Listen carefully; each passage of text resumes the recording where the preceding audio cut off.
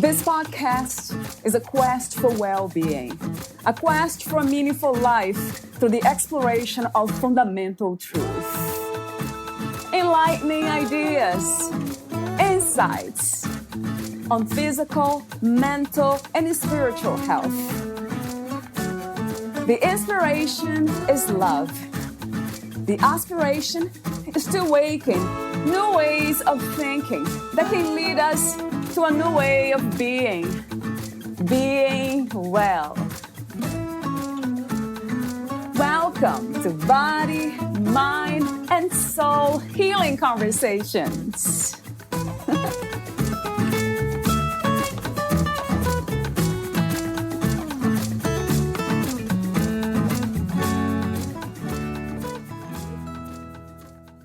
I envision a world where we all get to be ourselves, our fullest, most powerful versions of ourselves, not being small out of loyalty or guilt, scraping by and hobbled out of a sense of duty or convention. Here is a book of simple, informal, and to-the-point prayers to whatever or whomever works for you. The colorful ink and brush illustrations are placeholders for whatever that might be.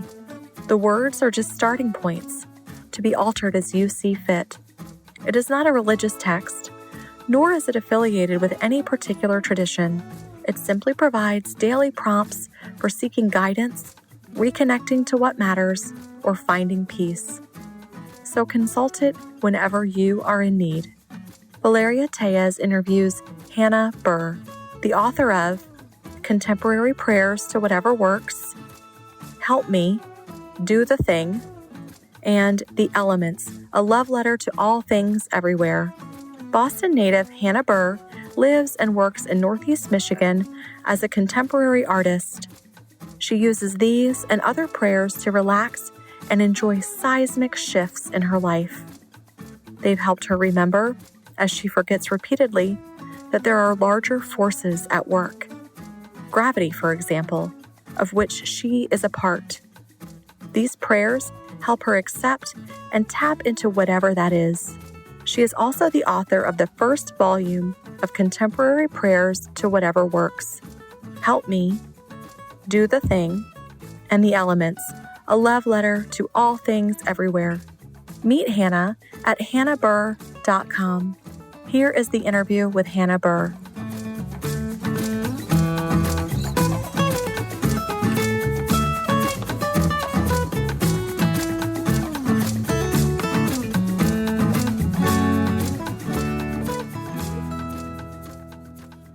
In your own words, who is Hannah Burr? Ooh, that's such an interesting question. Hannah Burr is a woman from Boston, Massachusetts, who now lives in Ann Arbor, Michigan. And she's an artist, and it turns out that she's also a writer, though she didn't know that. And I guess I could speak in the first person. Uh-huh. Yeah, and I was a seeker for a long, long time. I was a student of meditation. I studied art and religion in college at Brown University.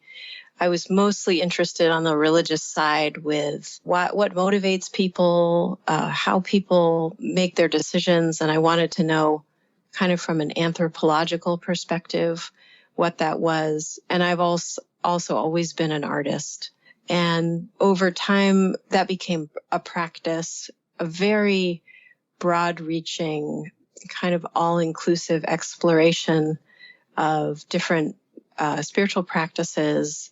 I was raised Episcopal in the Christian tradition in a pretty casual way, kind of Easter and Christmas type of religious practice, much more of a social kind of thing. But I was always very interested in kind of like what we were doing in church and why we were doing what we were doing. It didn't make a lot of sense to me in some ways, and I asked a lot of questions. And that kind of curiosity and interest continued up until the present day. It's still very interesting to me. So that's a little bit of a start. I can share more, but I'll pause there. Yes. When you say seeker, and I have heard that before, I am a seeker. I was So I have two questions for you. What were you seeking? And if you found what you're seeking? Yeah. Well, in high school, I was in my yearbook, it says, voted most likely to figure it all out. Wow. So it's really interested in what's it all about, and even when I was a little kid on the playground, I remember sitting with some friends and asking one of my friends, like, have you ever thought about what happens when you die? I mean, like, you're just gone. We were maybe in first grade, very young. And so I've always kind of been interested in that type of thing. Just who are we? What's happening here? And so I studied it in college, and then I began to practice outside of college a variety of Zen traditions and Tibetan Buddhism a little bit. Also did some hospice work, was interested in learning practices around the dying. I did a practice called the clear light practice for the dying. And then there was a phase of therapy, where trying to just be kind of saintly wasn't working. And so it became kind of about digging in the muck of your childhood stuff and all of that. So there was maybe a 10-year period of that. And in terms of seeking, I'd say maybe 6 or 7 years ago, there was a real kind of popping into a self-understanding that was completely different than there ever had been before. And that has stuck with me, and it continues to evolve. I don't think that process is ever complete, but I do think that this sense of kind of an open presence that's very wide and includes everything that arises, but doesn't exclude the personality of Hannah, but she's a little bit quieter in terms of what, not always, but what's kind of present. And so she's a little bit more kind of in the background, where that larger sense of openness and presence is more of a direct, I don't want to say identification, but so it doesn't feel like there's seeking anymore. Right. Although the same interests are there, the same types of topics and conversations happen, but there's more it's just the kind of either the habit or the natural interest here, if that makes sense. And a question that comes to mind is, would you call this understanding spirituality, being spiritual? And if not, what is spirituality to you? That's a great question. For a time, the word spiritual or spirituality, after this kind of shift in self-understanding, felt kind of silly in a way. Yeah. It was sort of like, what does that mean? Is it like the cover of a yoga magazine where someone's sitting like in a lotus position and looks all perfect with like a perfect bun and has a very like easy smile on their face, like that? Sometimes I think that in our country, anyway, the United States, it feels like that's what spirituality, it's like a symbol of something, but that there doesn't seem like there's anything that isn't. It's like there's no dividing line anymore. So like there isn't a time in my day that's a spiritual time versus another time. Although there are definitely things that still fall in that category of kind of, I guess I'd call them practices. Like this morning I did, sit and do some concentration practice and a little bit of prayer practice, just because it's sort of the tendency to do that still, And that's what I a lot of times wonder myself about these practices. What were you trying to accomplish with them, Hannah? Mm-hmm. Yeah. Yeah. From your perspective, what have you found to be the truth in practices?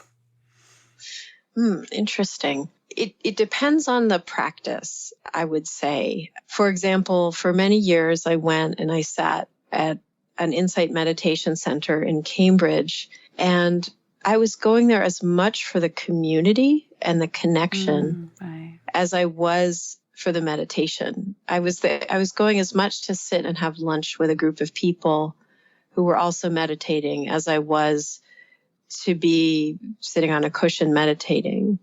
With prayer, I would say that practice, I haven't really talked a whole lot about prayer yet, but often I find prayer to be helpful when the mind is really active because first of all, it's relational.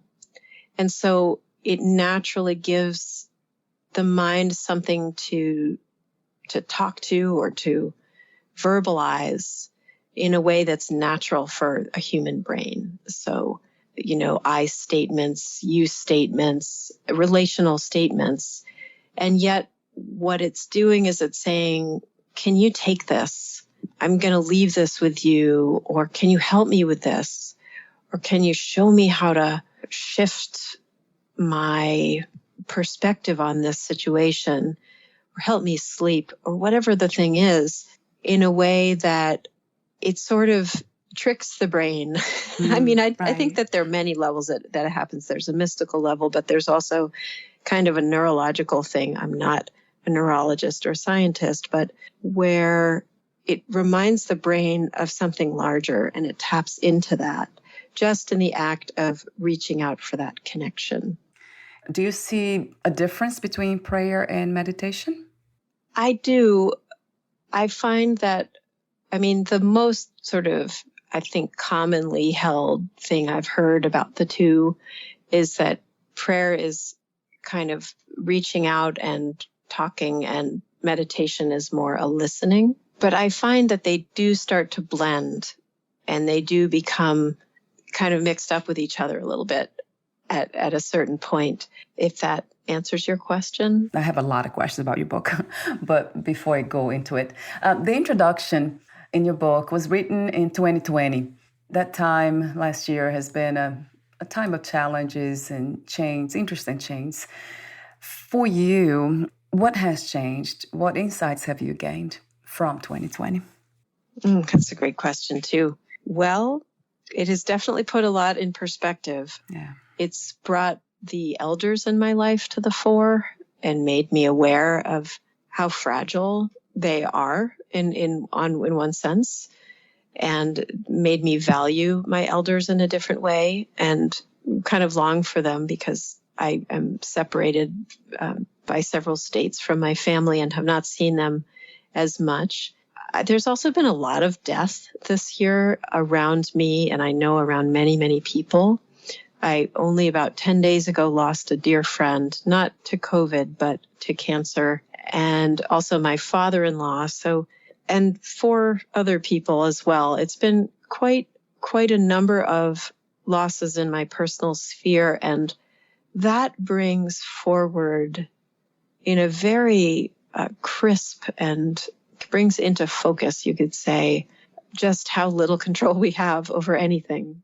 And it brings forward for me how everything is right here, and everything that I'm seeking or longing for or thinking about really comes down to the senses and what's literally in front of me to do, and that is enough to just do the next thing.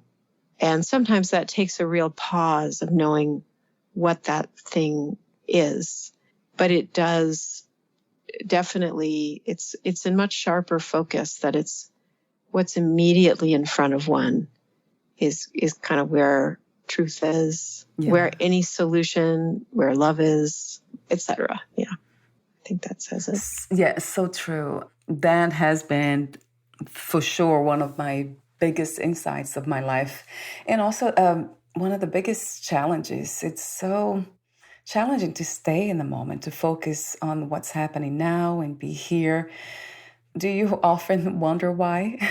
And is your book a practice, as you mentioned before, prayers in the way that you see it can help us to ask questions or ask for help, which is an interesting idea, because we usually don't do that. Now you just made me realize that I don't often do that. I don't ask for help. And this is very interesting. So I guess the question I have for you is, I talk to a lot of people about guides and guardian angels in the spiritual world, that we all have those entities ready to help us when we call out for them. Mm-hmm.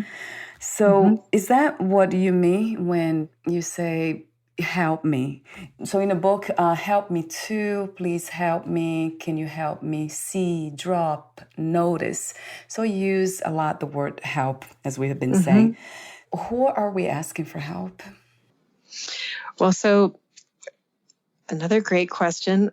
What I love is that that is entirely personal to each person. Right. And I find that the who is something very dynamic. Like when I began the practice of prayer or even a consideration of religion and God, I had many, many opinions and beliefs about what God was, and I could talk to you for a long time about it. I could refer you to books and various things.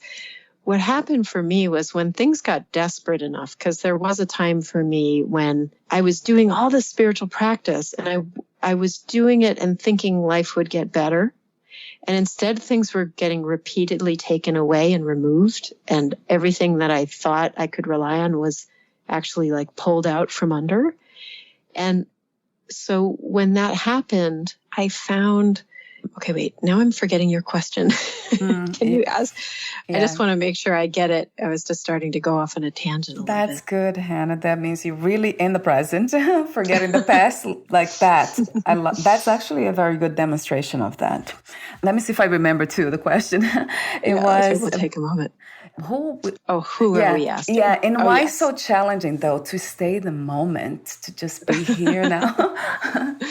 Well, I find that I just sometimes it's like cresting a wave, being present. And sometimes it's like, wait, what are we doing? I forgot. What are we talking about? Yeah.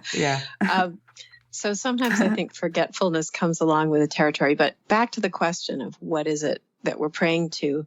So I love just sidestepping that. It's sort of like my thinking brain wants to know, and it wants to pin that down. Right. But I find that whatever that is it's like a placeholder. It's something that changes, is dynamic. For a while, it might be like something I grew up with in my religion. And then something happens and I realize it's way more intimate and personal, or, there'll be a synchronicity. Like I'll just get the nudge to turn on the radio and there'll be a song playing that is so perfect for the prayer I had or the question I asked. And it makes me realize that, this thing that I'm praying to is really in everything and is very involved. So my conception has changed over time, and it's like the relationship has gotten more intimate and deeper, but my ideas have kind of stopped formulating around it. Yeah. So it's like, and sometimes it's the response is so immediate at this point that it's almost like the one praying and the one responding are the same, even though I don't really know how I'm not saying that I'm God personally, but there's something very immediate about it. And it's prior to any thoughts I have about it. But that being said, you could be praying to any specific deity or force of nature, scientific principle. You could be praying to art. It doesn't really matter. And what that is can be unclear. It can be someone else's conception of a God, if that is all you've got. Or it can just be like, that camp counselor that was so nice, that type of presence, somebody like that. Or it could be anything, really. I love that openness. And like you said, it also that you have witnessed in yourself, it changes. So it evolves. And I absolutely love the comment you made about at some point, you don't know who is asking for help and who is answering. It feels like the same one, same source. Yeah, that resonates true to me. Very much true. What do you think the purpose of the human experience is? And have we chosen to be in a human body? Wow, I have no idea. I've had theories and thoughts, but one of the things that I have found is that one kind of prayer that really I get like nothing back is when I ask why. Like, why did this happen? Or those kinds of why questions. Right. It's like I get radio silence when I ask them. And it's not that things aren't sometimes kind of intuitively revealed, but I do find that it's kind of none of my business. Like I get one way of seeing this is maybe sounds traditionally Christian or something, but it's this kind of like I get to be the child of whatever it is. And so with that, it's sort of wonder and awe and curiosity, which is certainly asking why. But sometimes I find that it's the question rather than any kind of answer. Like the thing that I can pin down as true is probably not it in an absolute sense.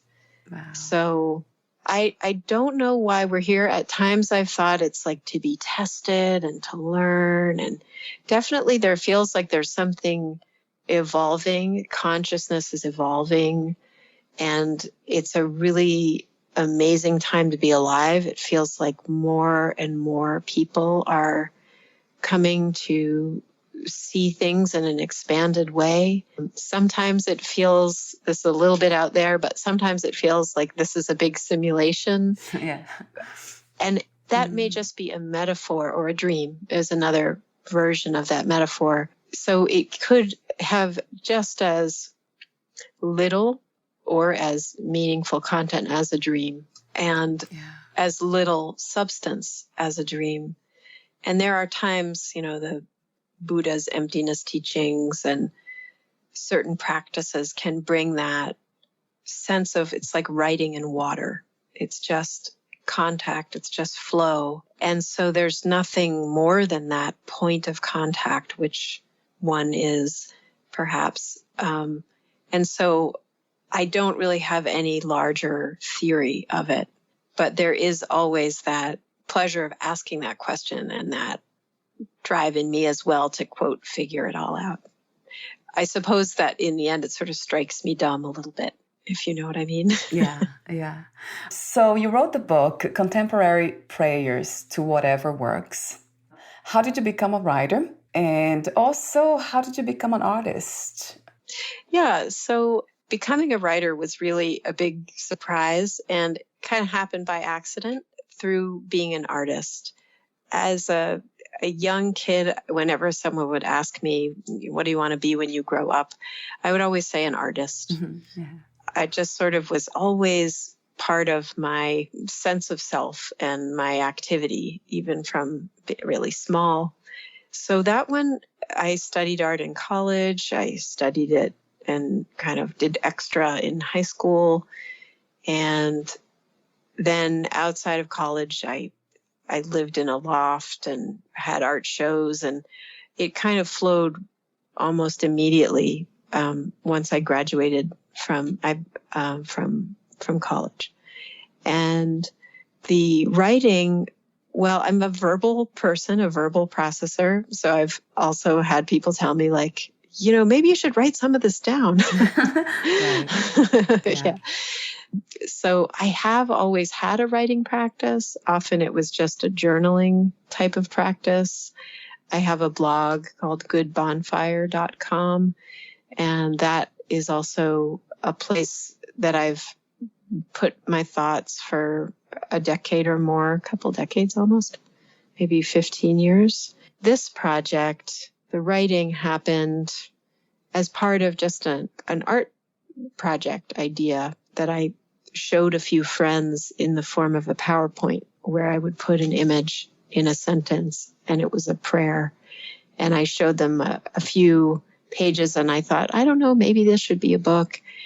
And it was a group of women I met with regularly. And they were so excited about it that they said, well, we all want a copy of this book. And so we're coming over to your house and we're going to help you take it to the next step. And so it sort of had a momentum of its own. And I didn't make a whole lot of effort with this particular project, but that was the first. So I originally wrote a book by the same title in 2013. And that book has a whole set of its own prayers and images. So it's a completely different book with the same title. And that was the first book I ever wrote. So I didn't even consider myself a writer after writing that book. But over time, this is my fourth book. And it's just become a medium that I really enjoy for sharing a philosophy, for sharing art in a way that is much more affordable than just kind of having exhibitions and having a few people to an opening. I love how you have a page before the writing or the prayer, you have the image. What I really love about it, that it becomes a visual meditation. To me, that's what it has become. When I look at it, it's just, I'm here now, and this is interesting. This is different. I don't know exactly what it is, but very interesting.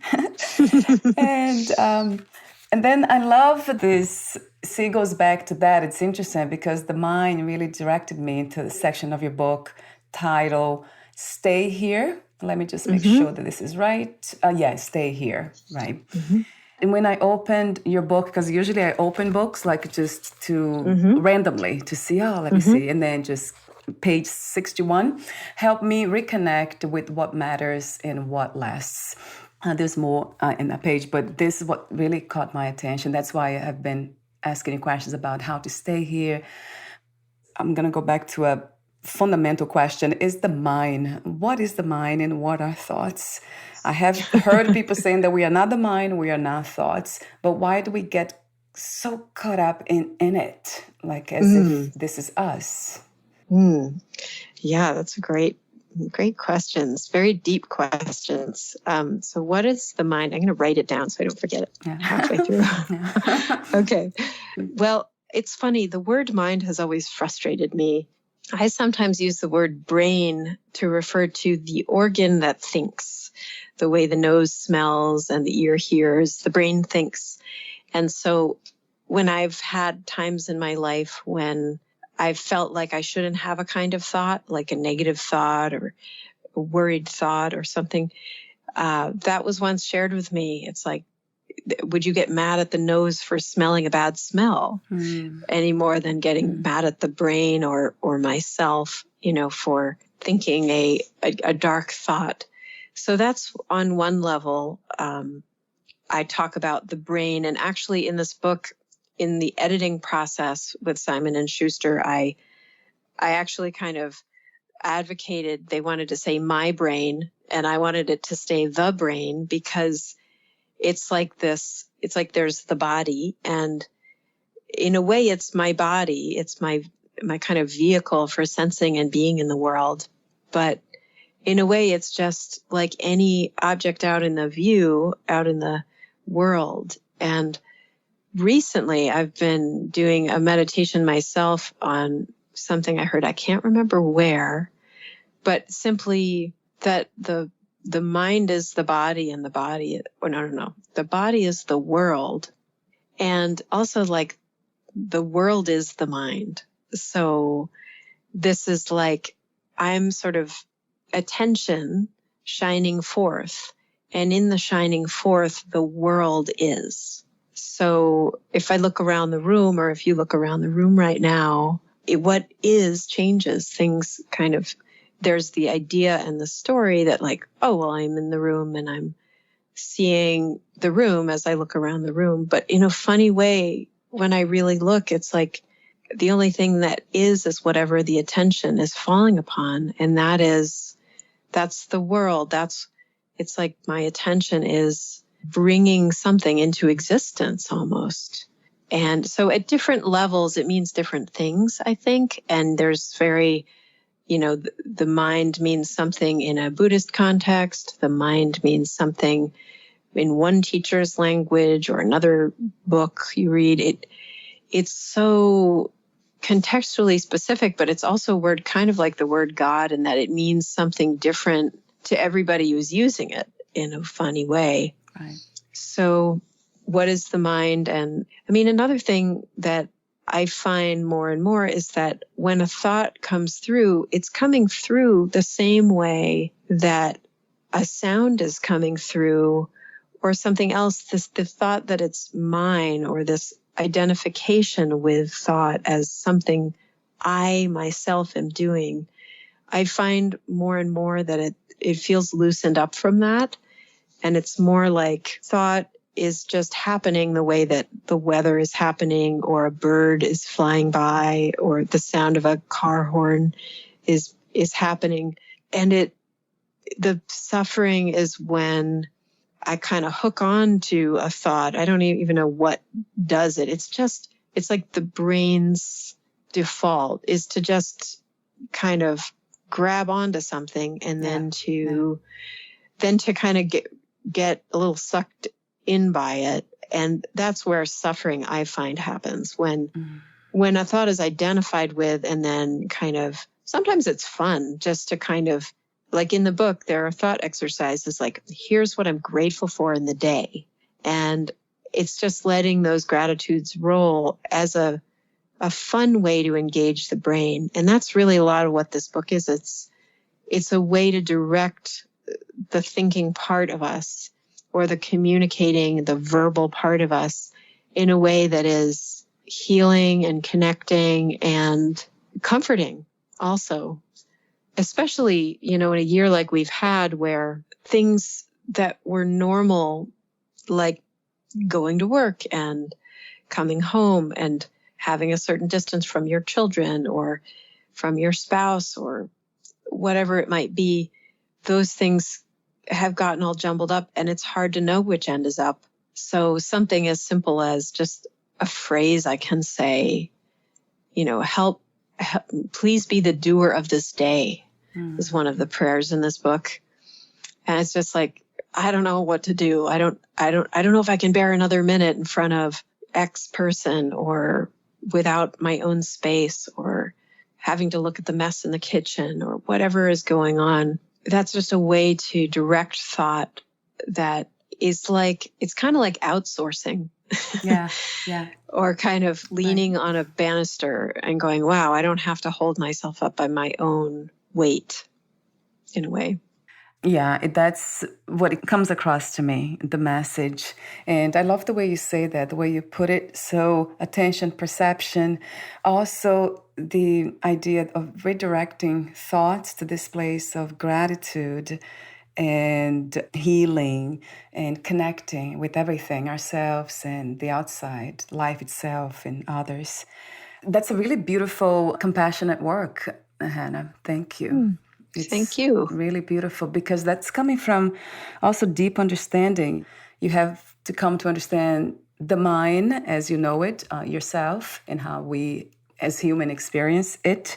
And now you're applying these healing tools through what you do, art and words, which is, to me, writing, it's one of the most powerful healing tools. Do you think this kind of mind also exists without the body? Yeah, I think that the physical form is like the least real thing. Right. So it's the inverse of the scientific view of matter, although relatively speaking, that is a very accurate, picture of cause and effect in the world. Yeah. But in terms of the larger sense of consciousness, I believe that, this world arises within mind. So when I say the body is the world, it's like this mechanism, and it is a little bit of a paradox that I'm not going to claim to understand. But somehow this mechanism it's like the body is like the ticket in. It's the vehicle through which one can become conscious and become self-reflective and experience the world. So it's needed, but it's like then it's a little bit like a seed that opens and blooms and then, kind of isn't needed or something. But I can't claim to know about other realms or, anything like that. That isn't really my purview. Let me read this stay here section. I love this that you write. You said, "Thank you for being the tree in my yard and the chair I'm sitting in." So that's that kind of connection that you speak of, like being able to see that everything's connected. The tree is out there, but it's also here. So it's everywhere and it's here.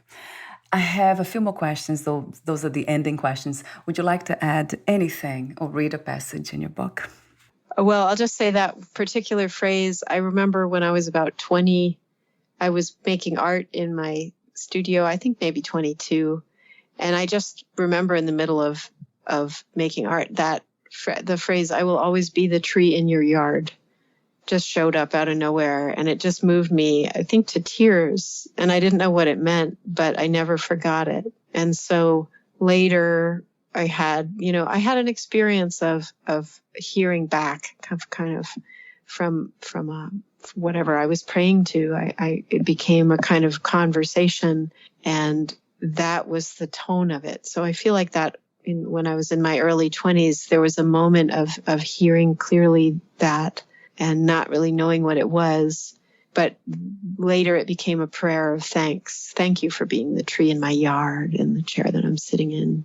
Yeah, how beautiful. I love that. Love, love, love, love 1,000 times. That made me really melt the whole body, everything, just the being, just kind of, oh, this is, this is just, and then I have to add beautiful, because that's how I see nature itself. That's true beauty to me. My last question to you is, what are 3 things about life you know for sure as of this moment? 3 things. You might know more. Gosh, what are 3 things? You do not do softballs. What are 3 things that I know about life for sure? I know that it's right here and right now, that even though that sounds like a cliche, that all of the things we seek, all of the love and the peace and the happiness, all of the things we want to gain, which we all do. Every one of us has those dreams, those visions. There's nowhere other than this, just this, where that is. And it's not even a place. It's just, there's no where to go look for it, because it's here. It's what's looking, as many people have said in various ways. So that's one thing that I will forget that at times when passions get in there, or I get zapped with an anxiety or a fear, which is part of the conditioning here, does come up, and that can eclipse that understanding. But I do know that for sure. It's been experience, and it feels more clearer and clearer. So that's one thing that I know for sure. I know that, golly, what else do I know for sure? That it's all about relationships, strangely, that somehow that's why the prayer is so valuable, because I'm learning intimacy and vulnerability through reaching out that way, through the gesture of prayer, you could say. I'm learning to be honest at a deeper level. I'm learning to let myself be seen, not looking pretty. And that feels very important to me. That if it was always polished and always looked good, it would be so unrelatable and so kind of hostile. And that is the antithesis of relationship.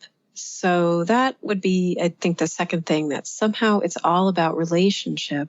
And then the third is that, in a strange way I can't explain, the other is both this mysterious thing I can never fully understand. Like you and I, we may be sharing this conversation, but we're really having very distinct experiences of this moment. True. I don't see what you see, or I'm not hearing the way that you would hear because of the whole life that you've lived that's different. So the other is a deep mystery, and somehow myself, somehow within me and I in them.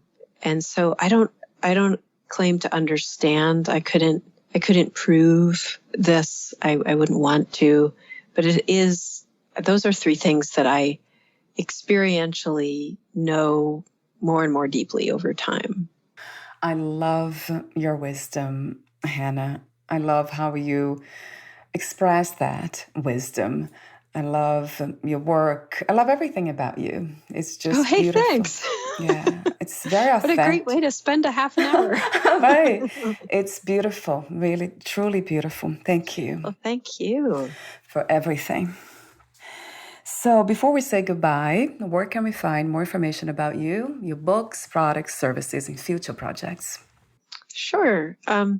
There are a couple of places. Probably the easiest place would be if you're interested in this new book, which comes out on March 23rd, you could go to Goodreads. There's a giveaway going on right now for the next couple of days, like 5 days, I think.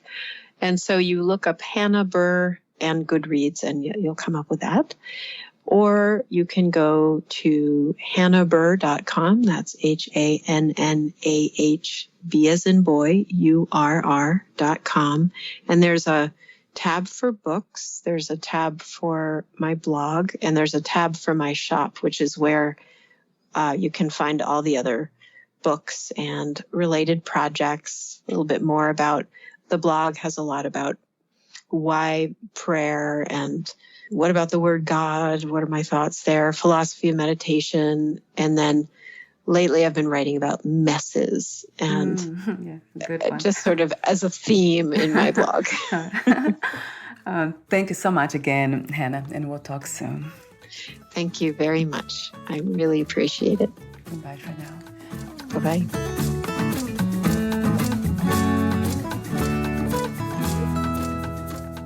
Thank you for listening. To learn more about Hannah Burr and her work, please visit hannahburr.com.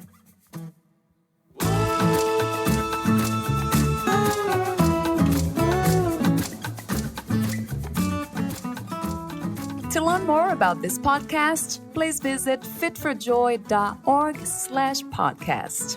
Thank you again for listening, and bye for now.